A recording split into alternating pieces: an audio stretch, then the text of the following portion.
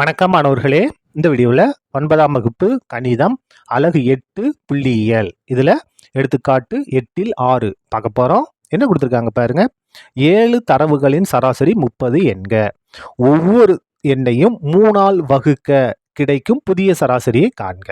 மொத்தம் 7 தரவு என்னன்னு தெரியல. என்ன எடுத்துருக்கோம் பாருங்க. x1 x2 x3 x4 x5 x6 x7 எடுத்துக்கிட்டோம்.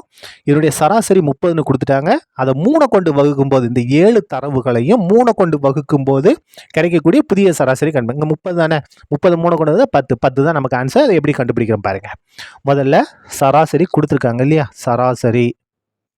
சராசரி அப்படின்னா x பார் ஈக்குவல் டு என்ன கொடுத்துருக்காங்க, 30ன்னு கொடுத்துருக்காங்க. அப்போ சராசரிக்கு என்ன நிபந்தனை, summation x by N.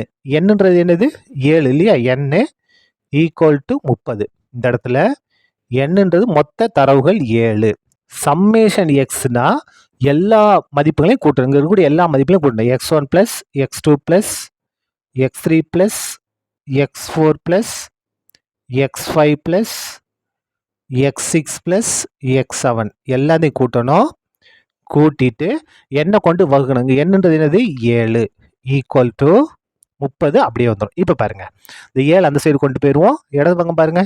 x1 plus x2 plus x3 plus x4 plus x5 plus x6 plus x7 equal to 30. இந்த 7 இங்கே வந்தால் பெருக்கலாம் மாறும். அப்போ பாருங்க, therefore x1 plus x2 plus x3 plus x4 plus x5 plus x6 plus x7 equal to இது ரெண்டே பெருகி 3 21. அப்போ 210. 30 7 பெருக்குனா 210. இதை வச்சு தான் அடுத்தது நம்ம கண்டுபிடிக்க போகிறோம். தேர்ஃபோர் புதிய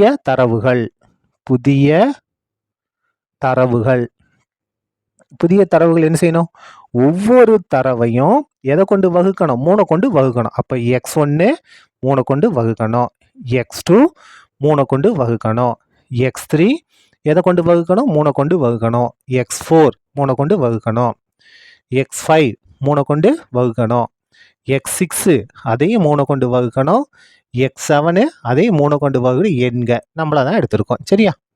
இப்போ புதிய சராசரி கண்டுபிடிக்க போறோம். கண்டுபிடிக்கலாமா. புதிய சராசரி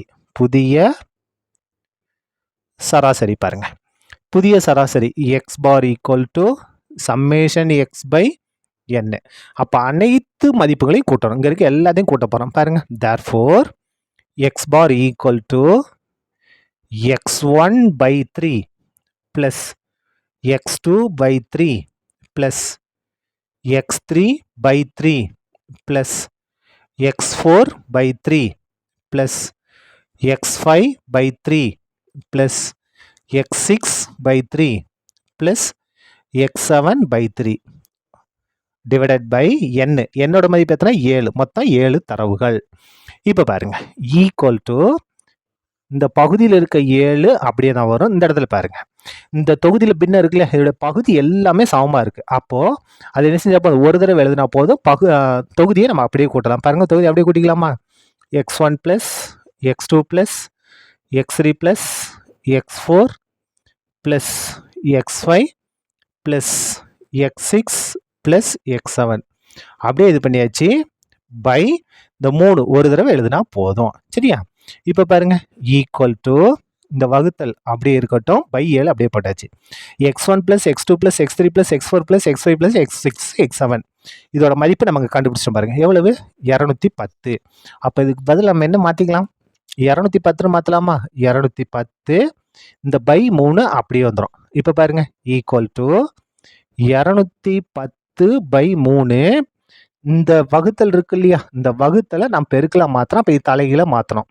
7னா என்ன அர்த்தம், 7/1 அர்த்தம். அப்போ 7/1 தலைகீழ மாற்றினா 1/7. இதை கேன்சல் பண்ணுமா. பாருங்க, 1 7 7, 3 7 21. இந்த 0 அப்படியே வந்துடும். 1 3 3, 5 3 30. அப்போ நமக்கு ஆன்சர் என்ன, வெறும் 10 பெருக்கல் 1 தான் இருக்குது. 10 பெருக்கல் 1னா 10 தான். இதான் என்னது, நமக்கு தேவையான புதிய சராசரி. சரியா.